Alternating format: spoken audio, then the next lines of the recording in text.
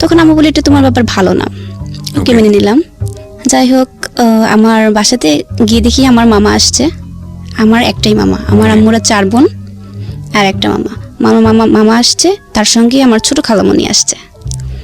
তো ছোট খালামণি আসছে বাসাতে, আমি গিয়ে দেখি আমার আব্বু অনেক চিল্লাচিল্লি করতেছে আমার মামা এবং আমার খালামণিকে দেখে। আচ্ছা, ওখানে যে ওরা কেন আসছে, আম্মু বলতেছে আসছে বেড়াইতে আসছে, মানে এটা নিয়ে একটু কথা কাটাকাটি হয়েছে। যাই হোক, স্বামী স্ত্রীর মধ্যে লেগে থাকে। জি।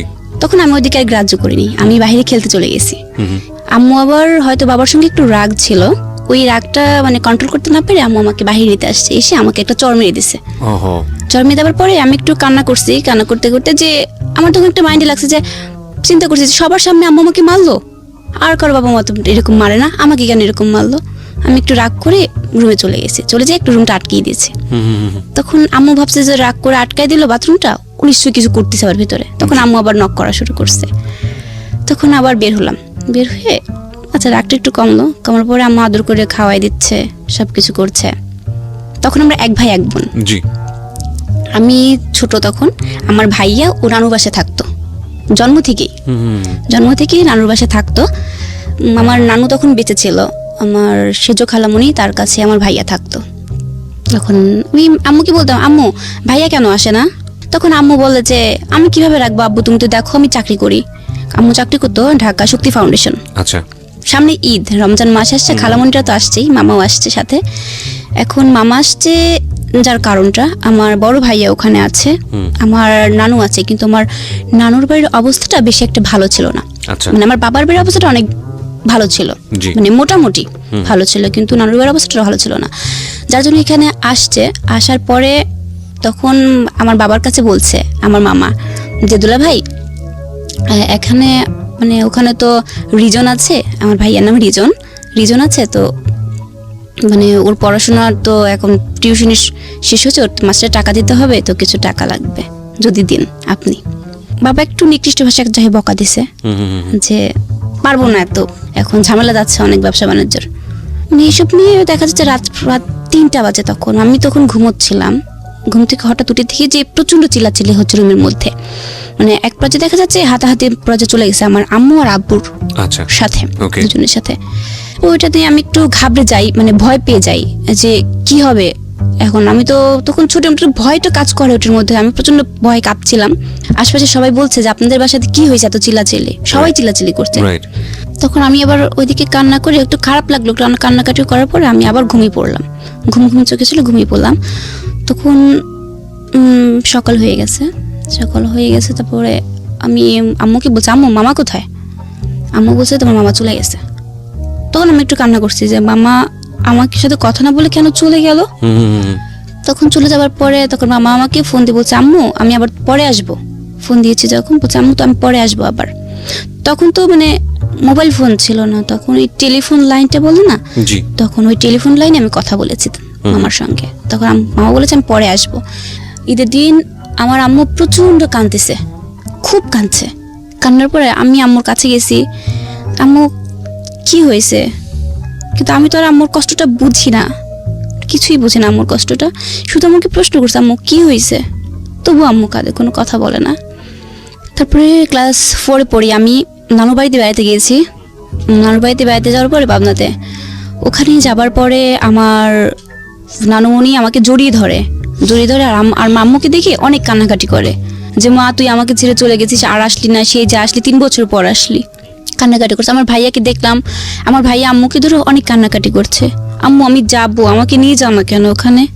আম্মু নিতে চাইতো, কিন্তু আমার খালামণিরা নিতে দিত না। ওখানে অনেক আনন্দই ছিলাম আমরা, ভালো। কিন্তু আসার সময় আমার বাবা তো আমাদের সাথে যায়নি, আমি আম্মুর সঙ্গে গিয়েছিলাম।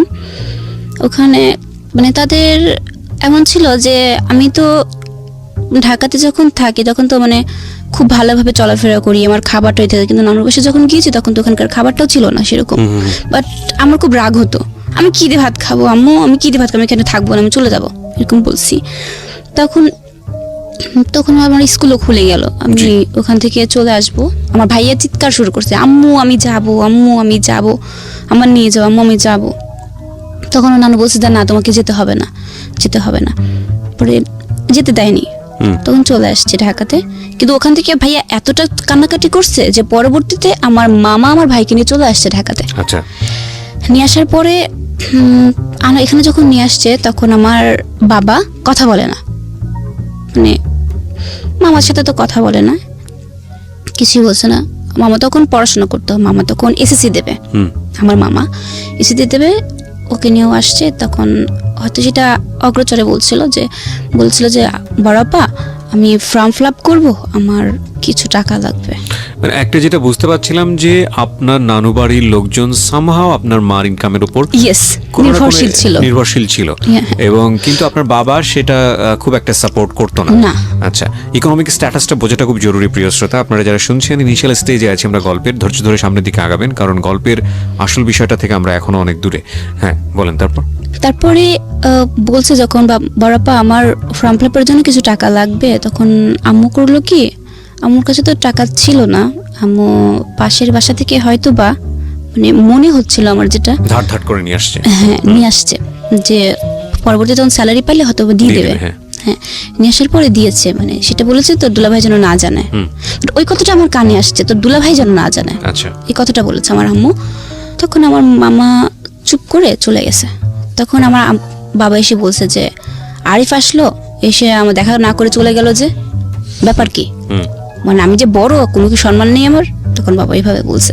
এরপরে ক্লাস 5-এ উঠলাম, সমাপনী দিব আমি। তখন সমাপনী পরীক্ষা শেষে ছুটি হয়েছে, তখন দাদুর বাড়িতে চলে গেছি যশোর কৃষ্ণনগর গ্রামে, বাঘারপাড়া থানার। তো ওখানে যাবার পরে অনেক আনন্দই করলাম।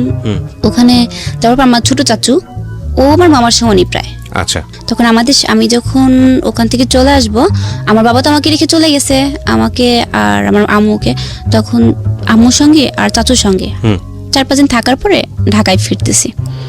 ফেরার পরে রাস্তার মধ্যে কথা হলো যে আমার চাচু বলছে যে ভাবি এখন থেকে আমি আপনাদের সাথে থাকবো, আপনার সাথে। আম্মু বললো যে ঠিক আছে, আমাদের সাথে থাকলে তো সমস্যা নাই, আমারও ভালো, আর আমার কথা জান্নাত তো একা থাকে বাসাতে, ও তখন আর একজন সঙ্গী হবে। আম্মু অনেক খুশি হয়েছে, উৎসাহ নিয়ে চলে আসছে। তখন আমার আম্মুর পেটে বাচ্চা ছিল। আচ্ছা, তখন মানে ওই দিনই কথা বলতেই মানে আম্মুর প্রচন্ড পেইন ওঠে। পরে ঢাকা মেডিকেলে নিয়ে যায়। পরে ওখানে আমার আরেকটা বোন হয়। বোন হওয়ার পরে কিন্তু ওকে খুব ভালোবাসে আমার বাবার, মানে চোখের মনেই ছিল ধরতে গেলে পারে। কিন্তু তখন দেখতাম যে আমার প্রতি যে একটা মানে তার ইয়াটা ছিল, তখন হয়তো আস্তে আস্তে সেটা কমে গেছে। আচ্ছা, আপনি মনে করছিলেন যে আপনার ভালোবাসার প্রতি শেয়ার চলে এসেছে, আপনার ছোট বোন সেখানে ভাগ বসাচ্ছে। হ্যাঁ, মানে এরকম আমার মনে হচ্ছিল। মানে তখন ও বড় তো হচ্ছে আস্তে আস্তে, কিন্তু আমি তো আমার ছোট বোনকে অনেক ভালোবাসি, ওকে খুব আদর করি, যত্ন করি, সবকিছুই করি। কিন্তু তখন আমার একটু রাগও হতো, যাবো শুধু ওকে নিয়ে ব্যস্ত থাকে। আমি কি কিছু না, একটা খাবার নিয়ে আসছে ওর হাতে দিল, আমার হাতে কেন দিল না? মানে এটা একটু মানে আমার মনের মধ্যে আসছে যে, তো তখন অতটা এখনকার মতো বুদ্ধিটা তখন আসেনি আমার। মানে একটু রাগও হতো, মাঝে মাঝে দেখতাম কি আমি ওর কাছ থেকে খাবারটা কেড়ে নিতাম। আচ্ছা, এরকম করতাম আমি। এরপর আমি ক্লাস 8-এ উঠে গেলাম, এরকম করে দেখতে দেখতে ক্লাস 8-এ উঠলাম। 8-এ ওঠার পরে জেসি পরীক্ষা দিব আমি। তখন প্রথম দিন আমার সেদিন বাংলা পরীক্ষা ছিল। ওই দিন আব্বু আম্মুর মধ্যে অনেক কথা কাটাকাটি চলছিল আমার নানুর বাড়ির বিষয়টা নিয়ে। কিছুই রান্না করেনি সেদিন আম্মু। পরীক্ষা দিতে যাবো, ধর কিছু মুহূর্তে দেখা যায় ওই রুমের মধ্যে প্রচন্ড ভাঙচুরের শব্দ হচ্ছে। শব্দ হওয়ার পরে আমি ভেতরে গেলাম, গিয়ে তখন দুজনের মধ্যে কি কথাকাটি হচ্ছিল আমি জানি না। যাই হোক, তখন এক মুহূর্তে দেখলাম কি আমাদের সোফা সেটে যে টিটিপিলটা ছিল, এই টিটিপিলটা দিয়ে আমার আম্মুর মাথার উপরে অনেক জোরে বাড়ি দিছে। বাড়ি দেওয়ার পরে তখন আমি ওইটা দেখে প্রচন্ড চিৎকার করছি, আর লোকজনকে ডাকছি, কিন্তু কেউ আসেনি ওই মুহূর্তটা। তখন আমার আব্বু এক মুহূর্তে বলে বসছে যে এক তো ভাই বোনকে নিয়ে আমার সংসারটা শেষ করে দিছে, আর এক হাতে করে নিয়ে আসছে, ওইটা আমার জীবনটা নষ্ট করে দিচ্ছে। তখন আমি তো ছোট, বাট বুঝতে পারিনি যে এই কথাটা খেলে বললো আব্বু যে হাতে করে নিয়ে আসছে, মানে এটার মানেটা কি। আমি তবুও বুঝতে পারিনি যে বাবা কি বোঝাতে চাচ্ছিল। পরে নিজের প্রত্যেকটা এলাকার লোকজনকে আমি ডাকছি যে সবাই একটু আসেন, আমার আম্মুটা একটু হসপিটালে নিয়ে যাব, এক থেকে পরীক্ষা দেরি হয়ে যাচ্ছে। কিন্তু একটা ব্যক্তিও আসলো না। সবাই বলে কি একটু মার্ডারের মতো, কেউ হাত দেবে না পুলিশ না আসা পর্যন্ত। তখন অঝরে শুধু কাঁদছি আর কাঁদছি। তখন আমার পাশের ইউনিটের একটা যে ছিল, পরে সে আসছে। আমি বলছি আন্টি একটু হেল্প করেন না আমার সাথে, আমার আম্মুকে আমি হসপিটালে নিয়ে যাব। তখন উনি হেল্প করছে। আমার কাছে কোনো টাকা ছিল না, কোনো টাকা না থাকার কারণে আমি যে কি করব মাথার মধ্যে কোনো কিছু আসছিল না। একদিকে পরীক্ষা, পরে আন্টি বললো কি আম্মু তুমি কান্নাকাটি করো না, তুমি পরীক্ষা দিতে চলে। আমি পরীক্ষা দিব না, আমার আম্মুর এমন অবস্থা, আমি পরীক্ষা দিব না। তখন আম্মু বললো যে যাও তুমি। তবু তারপরে আমি আম্মুকে এরকম রেখে আন্টিকে বারবার বলে গেছি যে আন্টি একটু দেখেন, আমি তাহলে যাই। ওই দিন আমি একা একাই, কখনো তো পথ চলি না একা একা, ফার্স্ট ওই দিন আমি পরীক্ষা দিতে গেছি একা একা। কিন্তু পরীক্ষার সেন্টারে শুধু আমার মাথার মধ্যে একটা টেনশনই আসছে, লিখছি আর অজরে কাঁদছে যে আমার আম্মুর ওখানে কি অবস্থায় আছে, আম্মু কতটা কষ্ট পাচ্ছে। আমি বাসাতে চলে গেলাম, বাসা দেখি আম্মু তো আসেনি। পর আবার হসপিটালে গেছি, গিয়ে দেখি আমার আম্মুর এখান থেকে তো চুল কেটে ফেলছে, তো এখানে 8টা সেলাই দিচ্ছে আম্মুর। তখন আম্মুকে জড়াই ধরে আমি প্রচুর কাঁদছিলাম, আম্মু তোমার খুব কষ্ট হচ্ছে। আম্মু বলছে না আমার কোনো কষ্ট হচ্ছে না। মাকে জিজ্ঞেস করলেন না যে মা এই কথাটা কেন বললো বাবা? তখনও কিছু বলি নাই আমি, তখনও কিছু বলেননি না। তারপর বাসাতে চলে আসছি আম্মুকে নিয়ে, ওই দিনই রাতে চলে আসছি বাসাতে। তো আস্তে ধীরে পরের দিন সকলে জিজ্ঞেস করতে হচ্ছে আম্মু একটু কথা বলি, রাগ করবে না তো? আম্মু বলেছে না আব্বু বলো। আম্মু আচ্ছা আম্মু, আব্বু এই কথাটা কেন বললো যে হাতে করে নিয়ে এসছে, মানে এটা কি বোঝাচ্ছে আব্বু? তখন আমার প্রথম দিনকার কথাটা মনে পড়লো, যে তখন আমি তোমাকে জিজ্ঞেস করছিলাম যে আমি তো খাতায় লিখছি, যে তুমি বলছিলে যে আমার বাবার নাম নাকি ভালো নাম নাকি আব্দুল মজিদ, তাহলে কি আমি কি ভাববো আমাকে বলো। তখনকার চিন্তাধারার ক্লাস 8 বড় চিন্তাধারা তো দুটো ব্যতিক্রম। জি, চিন্তাধারাটা মানে তখন আমি একটু হলে বুদ্ধি হয়েছে, আমি বুঝতে পারি কিছু। তখন আম্মু তবু কোনো চুপ করে আছে একদম। তারপরের দিন আবার আমার নানু নিচে, উনি যেখান থেকে খবরটা পাইছে চলে আসছে আমাদের এখানে। মানে আসার পরে তখন ওরকম আম্মুর দেখিয়ে প্রচণ্ড কান্নাকাটি করার পরে আমি তখন নানুকে প্রশ্ন করছি, নানু মানে আমার মাথায় হাত দেওয়া হয়েছে, আজকে আমাকে একটু সত্য কথা বলো তুমি। এতদিন আমাকে প্রশ্ন উত্তর ডানি, আজকে তোমাদের ফাইনালি সব বলতে হবে যে কি। তখন আমার নানু সবকিছু বলে যে হ্যাঁ, যে তোমার বাবা আমার জন্মের পরপরই নাকি ফেলে রেখে চলে গেছে, পরপর তার কোনো খোঁজ খবর কিছুই নেয়নি।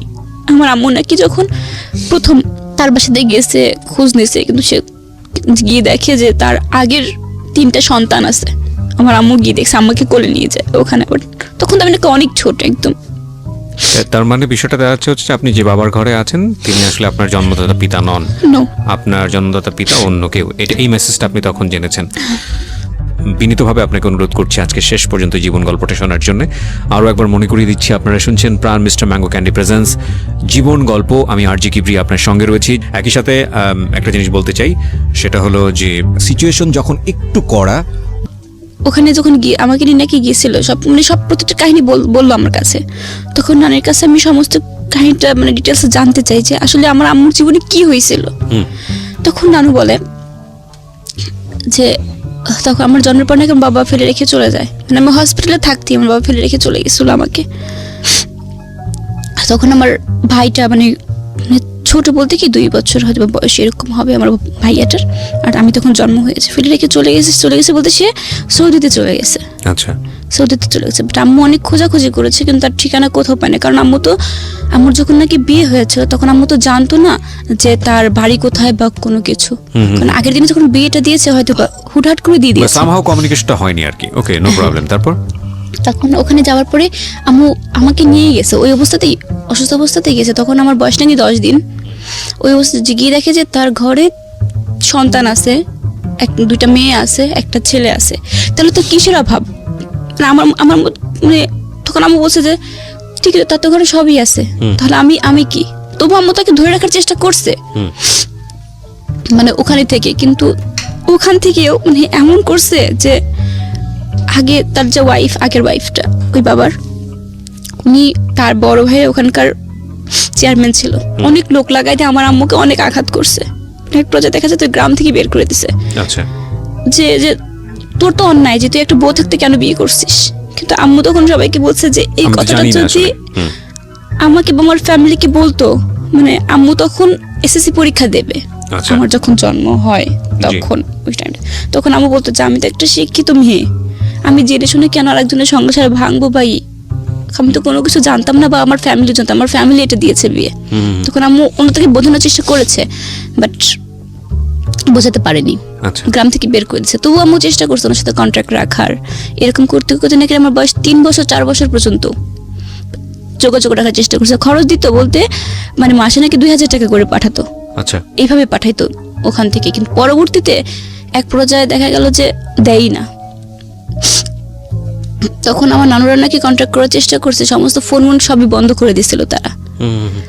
তখন ওখান থেকে ডিভোর্স পেপারটা পাঠিয়ে দিছিল, আচ্ছা যেভাবেই হোক। এখন আম্মু তো একটা মেয়ে কখন তো মানে চায় না যে তার সংসারটা ভেঙে যাক, 2টা বাচ্চা হয়েছে। জি। তখন গ্রামের লোকজন, আম্মু মাইট খাওয়ার পরে গ্রামের লোকজন বলে তুই এই সংসার থেকে কি পাবি, তার তো ছেলে আছে মেয়ে আছে সবই আছে, তুই ছেড়ে দে। আম্মু বলছে না আমি তার সামনাসামনি কথা বলবো, কিন্তু সে সামনাসামনি কখনো ফেস করেনি, নাকি আম্মুর দেশের বাইরে ছিল। ডিভোর্স পেপার পাঠানোর পরে হয়তো ব্রেকআপ হয়ে গেছে। পরে তার পরবর্তীতে 2টা বছর আম্মু নাকি বাড়িতেই ছিল। তখন আমার এই যে বর্তমান যে বাবা, উনি পাবনাতে টিএনটির ওখানে কাজ করতেন আর কি, টেলিফোন লাইনের কন্ট্রাক্টারি করতো আর কি। ওখান থেকে আমার আম্মুকে দেখেছে, দেখার পরে মানে যে বাবাই হোক খোঁজ নিয়ে বাড়িতে গেছে। যাওয়ার পরে দেখে যে আমি তখন ছোট, আমার বড় ভাইটাও ছিল, সব কিছু জেনে শুনে আমার আম্মুকে আর কি বিয়ে করে, প্রস্তাবের মাধ্যমে বিয়েটা করে। কিন্তু আমার দাদুর বাড়িতে এটা আবার কেউ মেনে নেয়নি।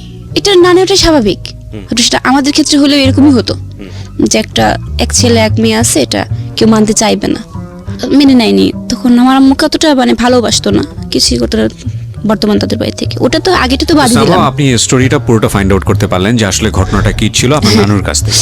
আচ্ছা, আমি আবারও আপনাকে ফিরে নিয়ে যাচ্ছি হাসপাতালের জায়গাটাতে যেখানে আপনার নানু বেড়াতে আসছে। সো নানু ওই গল্পগুলো বলছিল, তারপরে গল্পের সামনে থেকে একটু আগাই আমরা। তারপর কি হলো? মানে ওই ঘটনার পরে আমার বাবা চলে আসছে। আমার বাবা আসার পরে আমি বাবাকে শুধু সাধারণভাবে প্রশ্ন করছি, আচ্ছা আব্বু, মানে ছোট থেকে তো আমাকে বড় করছো, বাট আমার উপর কি তোমার কোনো মায়া আসেনি এই পর্যন্ত?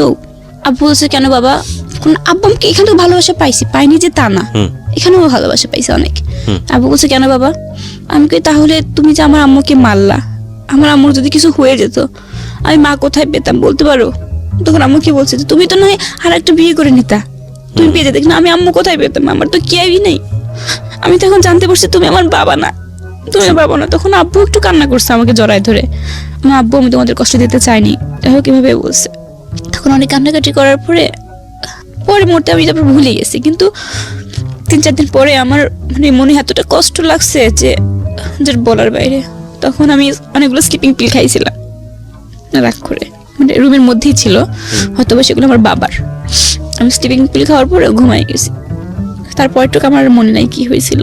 পরে দ্বিতীয় দিন আম্মুর সঙ্গে ঝগড়া লাগছে, রাগ করে আমি বটি নিয়ে আমার আব্বুকে বলছি আজকে মেরেই ফেলবো। মানে এরকম প্রতিদিন যদি ঝামেলা করে একটা মেয়ে কতক্ষণ সহ্য করে সেই জিনিসটা। তখন আমি তা বটি নিয়ে গেছি, আমি আজকে মেরেই ফেলবো তোমাকে। পরে আশেপাশে সবাই ঠেকানোর পরে আম্মু ঢাকাতেই থেকে গেল। আমার বাড়িতে গেলাম, গিয়ে তখন মানে কিছুদিন পর তো নানু মারা গেছে ওখানেই। নানু মারা যাওয়ার পরে ওখানে আমাকে রাখা হলো। রাখানোর পরে বলতে খালামণির বাসাতে, মেজো খালামণি যেটা ছিল ওনার ওখানে, আম্মু তো চাকরি করে, ওখানে আমাকে পাঠায় দিল। তখন আমি ক্লাস 9 ভর্তি হব। এটা ঘটনাটা ঘটছে তো মানে ছুটির পরে দাদু বাড়িতে গেলাম, অনেক কাহিনী মাঝখানে ছিল, বাট অতটা মনে নেই। নানুর বাড়িতে আমাকে পাঠাই দিল, কারণ আব্বুকে মারতে গেছি, সবার রাগ, আমার ভাইয়া আমি, এবং তার কিছুদিন 6 মাসের মাথায় আমার যে ছোট ভাই বোনগুলো ছিল না ওদেরকেও পাঠাই দিছে সেখানে। তখন আম্মু বলছে কি আব্বু তোমরা এখন থেকে খালামণির বাসায় থাকবা। আম্মু চিন্তা করছিল কোনটা, যে আমি একা যদি থাকি তখন আমার মধ্যে কষ্ট থাকবে, মানে আমি চিন্তা ভাবনা করবো বা খারাপ কিছু করবো। আমি স্লিপিং পিল খেয়েছিলাম, সেদিন হয়তো কোনো অঘটন ঘটাবো, কষ্টটা সহ্য করি। এই জন্য আম্মু আমার ছোট ভাই বোনকে আমার সাথে পাঠিয়ে দিছে। আচ্ছা, ওখানে ছিলাম। থাকার পরে ক্লাস 9 ওখানে বেড়া মঞ্জুর কাতে বালিকা উচ্চ বিদ্যালয়ে আমাকে ভর্তি করে দেয়। আচ্ছা, ওখানে ভর্তি করার পরে ক্লাস 9 থেকে 10, তখন আমার বাবা আমার সাথে প্রায় 7-8 মাস কথা বলে না। এই ধরতে গেলে 1 বছরই প্রায় হওয়ার এরকম, ভালো করে কথাই বলে না আমার সাথে। মারতে গেছিলাম তো সেই জন্য। আর ছোট বোনগুলো আমার সাথেই ছিল। এরপরে ক্লাস 10 উঠবো আমি। 10 ওঠার হতে তখন অক্টোবর মাস, সেপ্টেম্বর মাস, তখন আমার বিয়ের কথা চলছে। মানে প্রত্যেকে আমি যেখানেই যাই না সেখান থেকে আমার বিয়ের প্রস্তাবটা আসে। যেখানে, তখন আমি রাগ করবো যে বিয়ে করবোই না, যে আসে তাকে আমি তাড়াই দিই। প্রত্যেকটা জায়গাতে যেখানেই যাই সেখানেই বিয়ের প্রস্তাব আসে। আমার মেজো খালুর সঙ্গে, মেজো আঙ্কেল এখন সাংবাদিক, জি, উনি ধরেন পাবনার খবর ইয়াতে যায়, ভোরের আলো ওইখানে যায়, ওইখানকার সাংবাদিক। তো আঙ্কেলের সঙ্গে বিয়ের পার্টিতে গেছি, ওখানে একটা বিয়ে আসছে। পরে তারা মানে ছেলেটা দেখি না মানে কালো, আমি বাসাতে তো চলে আসছে রাগে। পরে দেখি যে রাত্রেবেলায় আসছে লুঙ্গি পরে, আপনাকে দেখতে আসছে, আমাকে দেখতে আসছে। মানে আমি তো একটু মানে মডার্ন টাইপের ছিলাম, যাই হোক মানে একটু লুঙ্গি পরে আসছে, মানে নিচে একটা প্রেস্টিজ না যে আমাকে দেখতে আসছে, লুঙ্গি পরে একটা ছেলে আসছে। মানে একটা মনে মধ্যে ক্ষোভ জমে গেছে। পাশের রুম থেকে আমার কাজিন ছিল, ও বলছিল দেখ বান্দরের মতো দেখা যায়, মানে এরকম একটা কথা বলে যে বান্দরের মতো দেখা যায়। পরে আমি গেলাম, ওখানে যাওয়ার পরে দেখি যে লুঙ্গি পরে আসছে। আমি সরাসরি না, ওই লোকটা আমার দিকে তাকাইছে, আমি মুখটা কালো করে ফেলছি, যে মানে এমন ভাব করছে যাতে চলে যায়। তারপরে উনি আমার জিজ্ঞেস করছে তোমার নাম কি, আমি নামটাও বলিনি রাগ করে। তখন উঠে দাঁড়িয়েছি, আমি বলছি, কালকে আমার পরীক্ষা আঙ্কেল, আমি চলে গেলাম। পরীক্ষা আঙ্কেল? হ্যাঁ আমি বলছি, এটা আঙ্কেলকে বলছি, আঙ্কেল বসে আছে। তো এটা বলি বের হয়ে চলে গেছি রুম থেকে। তখন ওই ছেলেটা রাগ করে নিচে চলে গেছে। যাবার পরে উনি বলছে যে আপনার ভাগ্নি আমাকে দেখে পছন্দ করে নাই, দেখছেন মানে কি ড্যামাক এই মেয়ের জীবনে বিয়ে হবে না, এরকম একটা কথা বলে গেছে। তারপরে দ্বিতীয়বার সকাল হয়েছে, সকালের পরের দিন সকালে আর কি, পরের দিন সকালে মামা ফোন দিয়েছে। ফোন দেওয়ার পর বলছে আমার কিছু বন্ধু আসবে, মানে বন্ধু আসবে। তখন আমি বলছি আমার কোথাকার বন্ধু আসবে, আল্লাহর টিজিন খালি বন্ধুই আসে আর প্রতিদিন আমাদের খাবারগুলো নষ্ট করে, খাবারগুলো নষ্ট করে, এরকম কথা বলছি। ওদের একটা কথা শোনাচ্ছে। তখন মামা ফোন দিয়েছে, হ্যাঁ আম্মু, আমাকে হ্যাঁ মামা বলেন। তখন বলছে যে আম্মু তুমি আজকে পরিষ্কার থাকবো, আমার বন্ধুরা আসবে। আমি বলি, কিসের বন্ধুত্ব, আপনার বন্ধু আসবে তো আমি পরিষ্কার থাকবো কেন, মানে কি বোঝাচ্ছেন আপনি? তারপর আমি বলছি চলে আসো, চলে। মামারা আসতেছে, রাস্তার মধ্যেই হয়তো ছিল মামা, আমার বন্ধু সবাই ছিল। এটা আমাকে আমার বৌমনি মানে মামার ওয়াইফ, যে বৌমনি আমাকে শাড়ি পরাচ্ছে, বৌমনির যেটা ম্যাচ ডে শাড়ি ছিল ওই শাড়িটা। আমি কই এত মানে এই যে আমাকে শাড়ি পরানো হচ্ছে, ব্যাপার কি? তখন বলে যে না একটা ছেলের দেখতে আসবে। তখন বলতে আবার দেখতে আসবি, দাঁড়া আজকে মজা দেখাবো, আজকে না মানে অন্য কিছু করবো আর কি। শাড়িটা পরেছি, পরার পরে আমার দেখতে চলে আসছে, পাশের রুমে বসছে। তো ওইখানে চারজনই সম্ভব আসছে। আসার পরে তো পাশের রুমতে আমার খালাতো বোন ছিল, সবাই ছিল। ওরা বলছে যে আমার খালাতো ভাই, ও আবার দেখে আসছে যে ছেলেগুলো তো একটারও ভালো দেখা যায় না, তবে একটা আছে মোটামুটি কোন রকম, ও বলছে। তাই বলছে মনে হয় ওইটাই পাত্র হবে, যাক যাই, আল্লাহ ভরসা। পর্বের মধ্যে গিয়ে সালাম দিয়েছি। তো সালাম দেওয়ার পরে তখন তারা আমার প্রশ্ন করছে একের পর এক, যাক আমি মানে এত ইজিলি প্রশ্ন মানে উত্তরগুলো দিচ্ছি, মানে বেশি কথা বলছি আর হাসছি যাতে বিয়েটা ভেঙে যায়। বলে যে মেয়েটা খুব বাচাল। এরপরে আবার হাসাহাসি করলাম। পরে কোন ক্লাসে পড়তেন তখন আপনি? তখন আমি ক্লাস 10-এ উঠেছি। হ্যাঁ নিউটন উঠেছি তখন। পরে দাঁড়ালাম, একজন বলছে যে একটু দাঁড়ান তো দেখি, আমি দাঁড়ালাম, মানে স্টিল ভাবে দাঁড়ালাম। পরে তখন টের পান যে পাত্রটাকে, তখন আমার বৌমনি আসছে, এই যে লটাস করে না, এই যে সেই লটাস।